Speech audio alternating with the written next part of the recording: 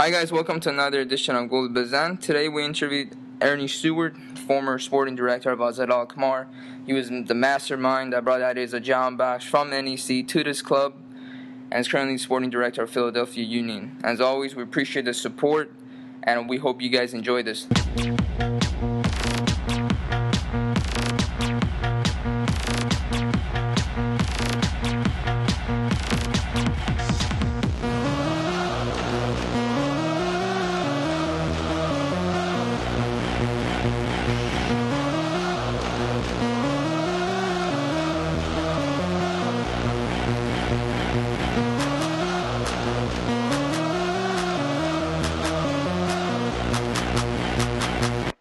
Hi guys, welcome to another edition of Gold Bazan. Today we're joined by the very special guest of honor today, Earnie Stewart. We really appreciate his time, and we're more than happy to have you on the pod. How are you doing today? Good. Thank you very much. Yeah. Earnie, we obviously just interviewed your former coach. You guys are part of the 1998 U.S. men's national team, and you guys played against Iran, one of the politically charged historic matches probably of all time currently that has happened in the World Cup. I know you came off the bench during that match.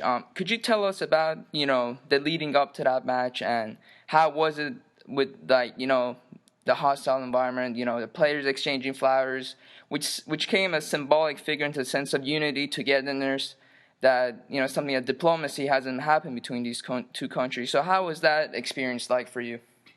I mean, it was good. At the same time, once you're at a World Cup, you're thinking about your performance, so that first and foremost, and obviously, it brings something special to the table because yes, we do know the history, and yes, sport is a great way to bond people, and we realize that.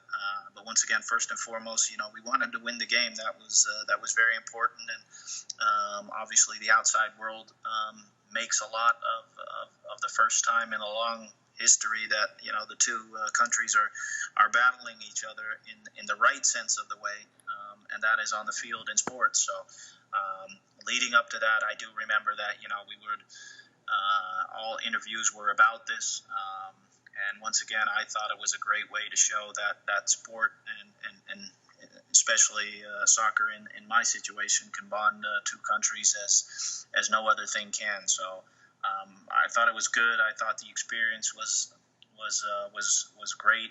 Leading up to that, in the end, it was disappointing for us that we lose, but I have to say they won fair and square. So. Right now, the question that every Iranian right now, as you know, Alireza Jahanbaksh is predominantly right now the only player outside the country that has been such an influential player, especially in Netherlands these days, and you're basically the mastermind behind it. As your former role as AZ sporting director, why specifically did you guys choose Jahanbaksh, even though he was the player of the year in the Jupiter League, and also, he had a great stats and everything? Why predominantly him, Earnie? Did you guys select him?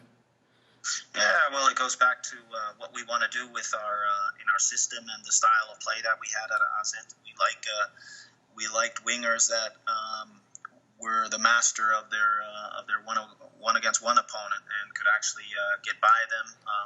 Create an opportunity for an extra 2v1 situation by dribbling somebody or getting past somebody with speed.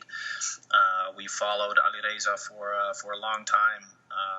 First of all in the Jupiler League and played him in the year before we got him to us, and he played an excellent game against us. It's never about one game, but it showed that we were looking at the right player, and so we and I thought it would be a great fit, especially in Holland, the way we play, that he would come to AZ and be our right outside winger. So he's one of those special players that when he receives the ball, he has tremendous speed, he has good vision, he has a good cross, and right now he's even starting to score even more and more goals. So just overall a good player in the scouting process that we had going forward by identifying, one, what we wanted, and two, then to identify the player that was good for the job. Even though he had many offers, even from various countries in Europe, how did you guys specifically get this kind of player to come play for us, even though he had so many other offers on the table? Was there any specific conversation you might have had one-on-one with Earnie, or the people, Alireza, or the people around him, Earnie? Well, I have to say it goes back to, I guess, being in contact, in this case, with his agent, Amir Hashemi, who, if you do that in a certain phase, and early in a phase, that you at least know that you're interested in the player, and start those talks about what it is to play for AZ and how we think we could be a good situation for the rest of his career.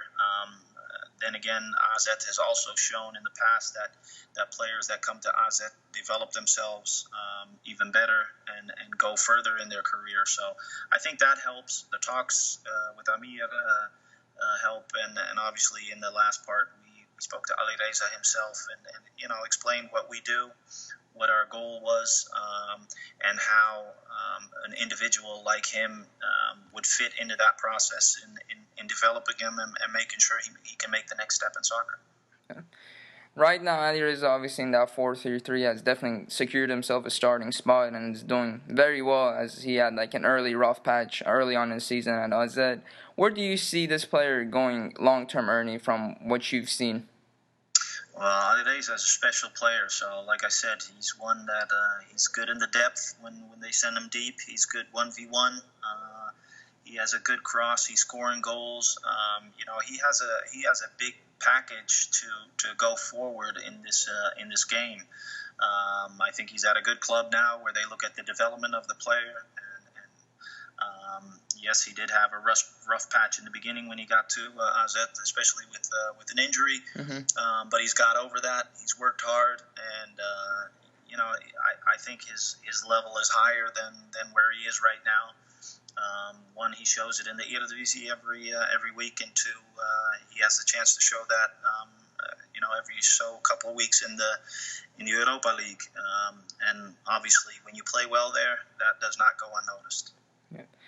Yeah. I have a specific question for you, Earnie, in the sense that, as you know, in terms of, the footballing aspects of nature in the Middle East or Asian football compared to other, various regions isn't up to those standards, which many factors results into that.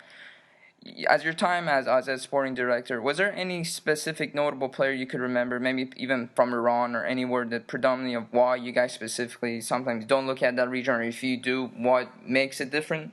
Because we're just very interested to know from a sporting director's aspect of what are your emphasis on the region over there and the footballing style from Asia or Middle Eastern football.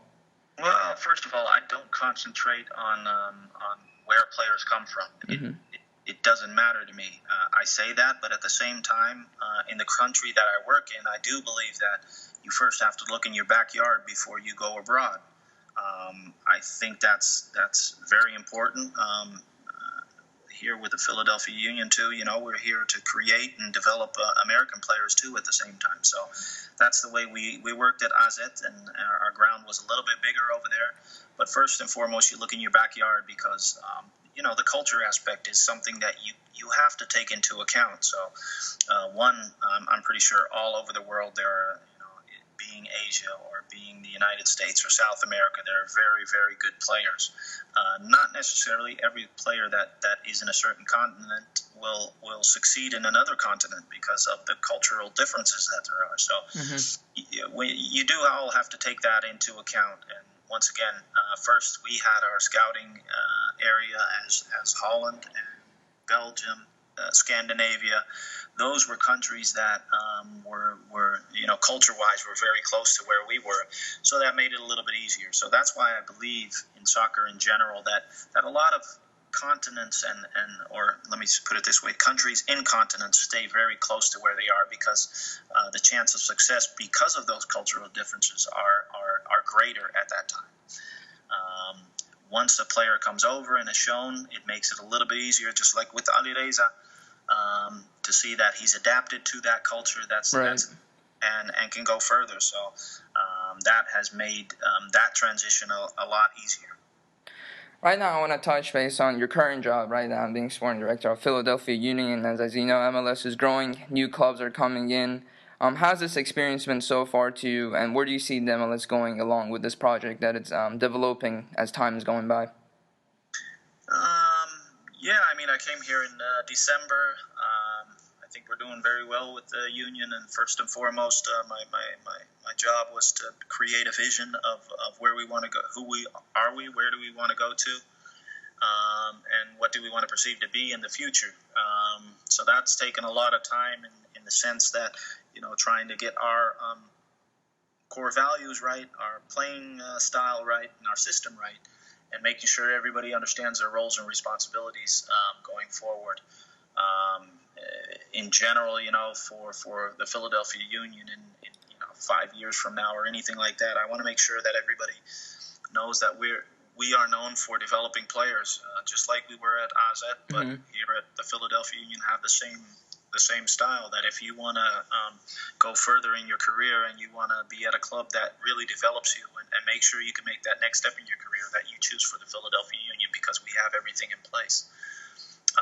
And when I look at the United States with the athletes that we have and the stamina that those athletes are, the talent that there is, the culture, the environment, facilities, I think there's a future for the United States in soccer. Do we still have to get things right? Yes, I do believe that.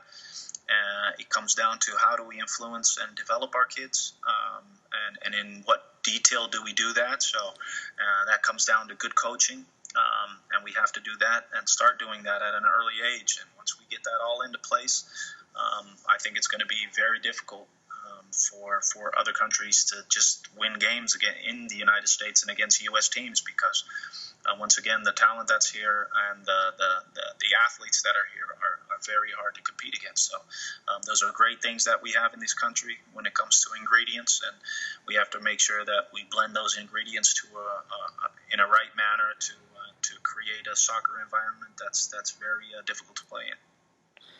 Ernie, from what I've seen, and one of the biggest issues I've always seen in many regions, even in Iran, is the issue of grassroots football, developing facilities from a young age to get these players to get into that professional league, getting to the standards they want to do.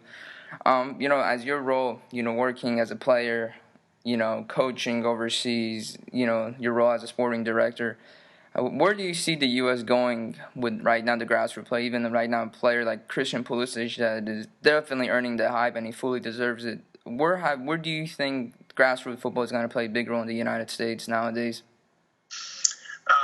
Well, it's an important part in any country that there is, not only the United States. That's where it starts. That's where young kids become, fall in love with the game and the sport.